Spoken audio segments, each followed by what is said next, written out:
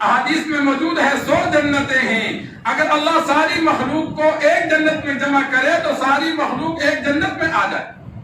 اتنی بڑی جنتیں اللہ نے بنائی.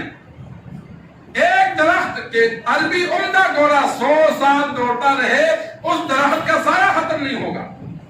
کتنے بڑے بڑے درخت ہوں گے. بڑی جنتیں،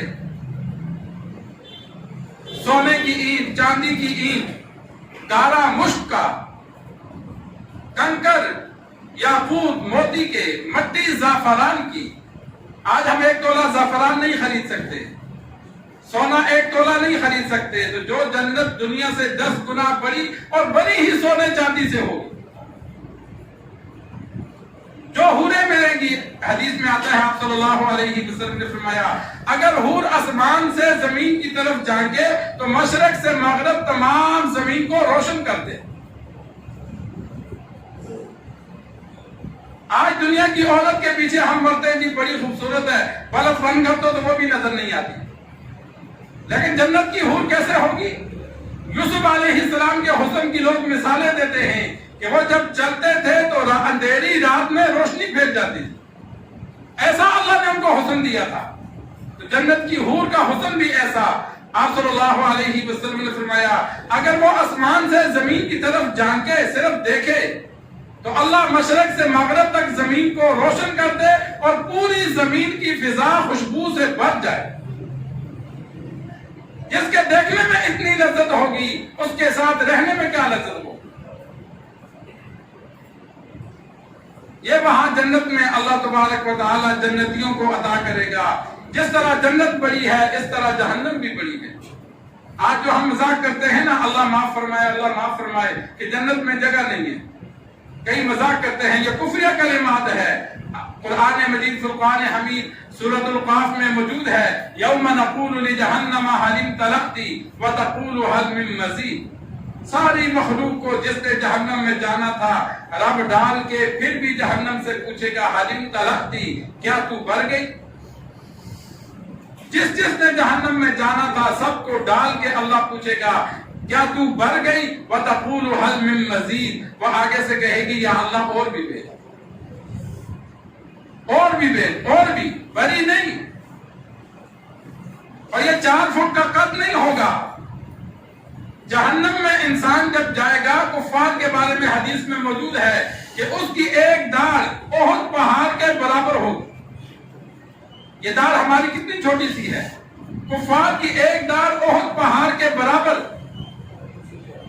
اور جسم کی جو کھال ہے یہ ہماری 1 انچ کی بھی نہیں ہے، 1 ستر کی لگ رہی ہے.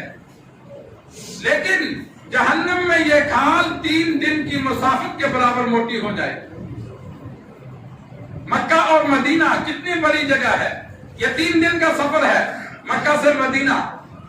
آج کل گاڑیوں میں نہیں، جو آپ صلی اللہ علیہ وسلم کے دور میں اونٹوں اور گھوڑوں پہ سفر کرتے تھے تو مکہ سے مدینہ 3 دن کا سفر تھا. مکہ سے صبح نکلتے تیسرے دن شام مدینہ پہنچتے تھے یا اگلے چوتھے دن صبح پہنچتے تھے.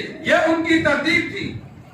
راستے میں جہاں جہاں پڑاؤ کرنا ہوتا تھا جگہ متعین تھی، دوپہر وہاں، شام وہاں، رات وہاں گزاریں گے. ایسے وہ سفر کر کے لوگ کافر مدینہ پہنچتے تھے. تو 3 دن کا سفر تھا.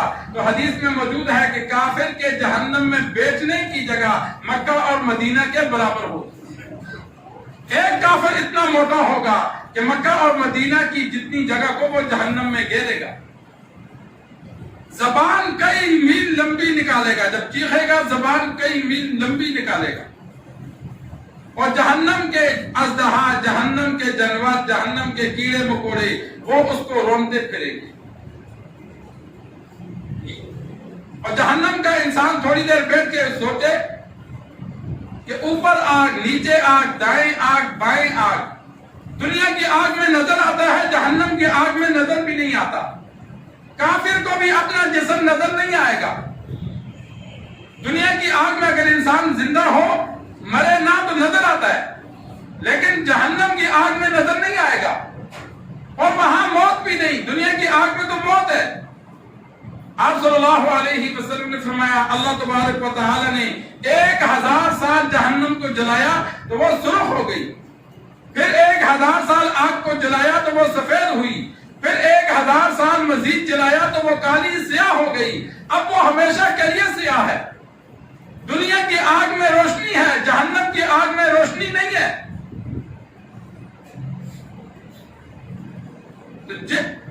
گہرائی اتنی۔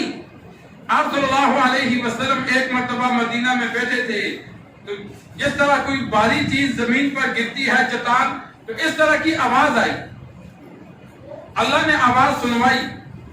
آپ صلی اللہ علیہ وسلم نے صحابہ سے پوچھا کہ آواز محسوس ہوئی، کس چیز کی آواز تھی؟ انہوں نے کہا یا رسول اللہ ہمیں نہیں پتا، کوئی چیز گری ہے لیکن کہاں گری، کیسی گری، آواز معلوم نہیں۔ آپ صلی اللہ علیہ وسلم نے فرمایا 70,000 سال پہلے چٹان پھینکی تھی، وہ اب جہنم کی تہ میں جا کے لگی۔ تو جہنمی آگ میں جلتا ہی رہے گا، تہ تک نہیں جائے گا، ہر جانب آگ ہی آگ ہوگی۔ سب سے نیچے جہنم میں نیچے سے اوپر درجات ہیں، سب سے نچلا درجہ